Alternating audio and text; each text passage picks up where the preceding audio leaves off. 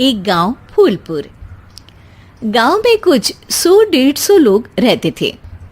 अंजलि, जो कि पास ही के जिले में रहती थी और 12वीं पास कर चुकी थी, उसके पिताजी ने बेटी को जल्दी विदा करने के लिए उसकी शादी फूलपुर गांव के मुकेश से करवा दी थी। मुकेश कभी स्कूल नहीं गया था और इस कारण वो पढ़ा लिखा नहीं था और बाकी गांव वालों की हालत भी मुकेश जैसी ही थी। मुकेश के घर में उसके माता पिता भी रहते थे।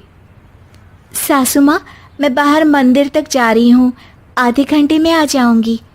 अरे अभी कहीं जाने की जरूरत नहीं है, चुपचाप जाके रसोई में रात के खाने की तैयारी करो। और ये घूंघट क्यों हटा लिया है तुमने? क्या पता नहीं कि इस गांव में औरतें बिना घूंघट के नहीं रहती? रात में अंजलि छत पर जाकर अपनी मम्मी से बात कर रही होती है। तभी गांव की 3-4 औरतें उसे देख लेती है और दरवाजे पर आकर उसकी सास से शिकायत करने लगती है। और क्या हुआ? अरे छत पे तो देखो, आपकी बहू मटक मटक के किसी से फोन पर बात कर रही है। दिन भर फोन पे लगी रहती है। अरे कल तो मंदिर के पास वो क्या कहते हैं, सेल्फी ले रही थी। शहर की बहू रखना अच्छा शान की बात है, पर देखना इसके लक्षण से ये तो तुम्हारे परिवार को बदनाम ना कर दे। ये पहली बार नहीं था जब सास से गांव के लोगों ने अंजलि की बुराई या शिकायत नहीं की हो। अब तो ये रोज की बात थी। अंजलि ये सब सुन लेती है। जब वो नीचे जाती है तो मुकेश भी वहां आ जाता है। सास कहती है, बेटा, लोग घर आकर शिकायत करने लगे हैं बहू के कामों की। देख लो, पति हो, संयम से रखो इसे। माँ जी, मैं तो अपनी माँ से बात कर रही थी, क्योंकि यहाँ कोई बात करने लायक ही नहीं है और अब मैं माँ के पास ही रहूंगी। वहाँ क्या रहना, वहाँ बाहर के लोग तो ठीक है, पर घर के लोग भी इज्जत ना दे सके। अरे नहीं नहीं अंजलि, ऐसा नहीं है, धीरे धीरे सब ठीक हो जाएगा, तुम फिक्र ना करो। अरे बस कुछ बोलना ही नहीं है, सर पे चढ़ा रखा है बहू को। सास मुकेश की नरम बात सुन के वहां से मुंह चढ़ाकर चली जाती है। मैं तो कहती हूँ हम दोनों शहर चले जाते हैं। मैं पढ़ी लिखी हूँ, मुझे वहाँ नौकरी भी मिल जाएगी और थोड़े दिनों में आप भी वहाँ कुछ काम ढूंढ लेना। अरे नहीं नहीं अंजलि, हम यहाँ ना गांव का खेत, माँ पिताजी को छोड़कर शहर नहीं जा सकते।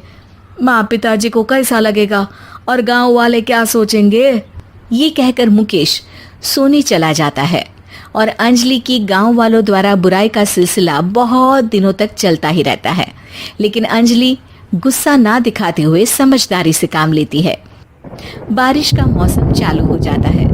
जोरदार बारिश से पूरे गांव में हाहाकार मच जाता है। दुर्गा नदी में बाढ़ आ जाती है और बाढ़ का पानी पूरे गांव की फसल तबाह कर देता है। फसल की ये हालत देखकर गांव वाले निराश हो जाते हैं और बात तो यहाँ तक पहुँच जाती है कि कुछ लोग तो अंजलि को इस सब का दोषी ठहरा देते हैं। अरे पूरी फसल तबाह हो गई, पता नहीं किसकी नजर लग गई है। अरे जब से चौधरी परिवार में ये शहर की बहू आई है ना, तब से ही गांव की शांति चली गई है। इसके कर्म कांड से माँ दुर्गा नदी भी खुश नहीं है। ये सब सुनकर बेचारी अंजलि रोते हुए अपने घर चली जाती है। कुछ दिन बाद सभी गांव वाले अपनी फसल का मुआवजा लेकर अपने अपने घर आते हैं। मुकेश भी 1500 लेकर आता है। अंजलि को जब पासबुक दिखाता है तो अंजलि हैरान हो जाती है। अरे, ये पासबुक में तो उन्होंने 4000 की एंट्री करी है और आपको सिर्फ 1500 दिए। सच में? अरे, वो सरकारी अफसर आपको बेवकूफ बना रहे हैं। सरकार की तरफ से हमें 4000 मिले हैं, लेकिन बाकी का सारा पैसा खुद ही खा रहे हैं। आप लोग के अनपढ़ होने का फायदा उठा रहे हैं। ये सब सुनकर मुकेश परेशान हो जाता है, लेकिन अंजलि उसे हिम्मत से काम लेने को कहती है और सुबह होते ही मुकेश को पंचायत कार्यालय ले जाती है और साथ में गांव के और लोगों को भी। आप सरकारी बाबू क्या गांव के लोगों को बेवकूफ समझते हैं? आपको क्या लगता है ये पढ़े लिखे नहीं है तो आप कुछ भी मनमानी करेंगे?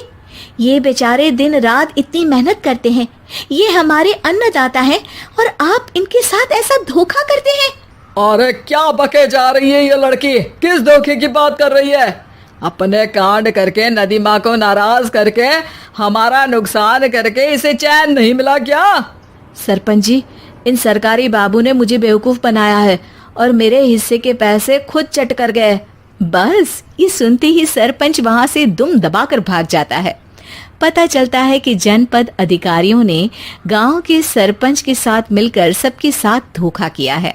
सब लोगों का विरोध शुरू हो जाता है और आखिर में अधिकारी सब गांव वालों के हिस्सों के बचे हुए पैसे उन्हें लौटा देते हैं और कई दिन तक सरपंच गांव में लौटता ही नहीं। अंजलि, तुम नहीं होती तो हम गांव वालों को तो पता ही नहीं चलता कि ये हमें हर बार बेवकूफ बनाते हैं। हाँ हाँ अंजलि बेटी, हमें माफ कर दो। हम सब तुम्हें बुरा भला कहते रहे, लेकिन